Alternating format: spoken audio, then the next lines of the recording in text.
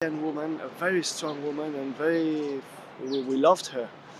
She was Haunani Kate Trask. She came in 2002 to the Basque Country to talk about the Hawaiian people, Hawaiian nation, and we really felt touched about what she said and her strength, and we still remember her.